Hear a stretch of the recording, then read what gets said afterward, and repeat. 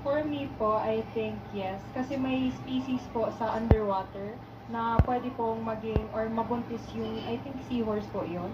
So, Ay, pwede ka pala ha? so if we are able to understand that po in the deeper sense, we are able to understand that po in the deeper sense, men will also feel what women feel. They will also be able to understand us in a deeper sense. And also, I think na makaka-breakthrough to ng standards in our society para po maramdaman nila yung mga achieve, the mindset of inclusive and diverse kasi hindi lang dapat yung babae yung nakakaramdam ng ganon. Dapat lahat po tayo nakakaramdam ng mga bagay-bagay and that we are able to understand each other kasi at the end of the day, ang society natin, hindi lang dapat yung pagkakaiba, yung dapat nag-bridge sa atin, kundi yung uniqueness natin ng bawat isa. Yun po yung dapat mag-bridge as a society. Thank you. Maraming salamat for bringing that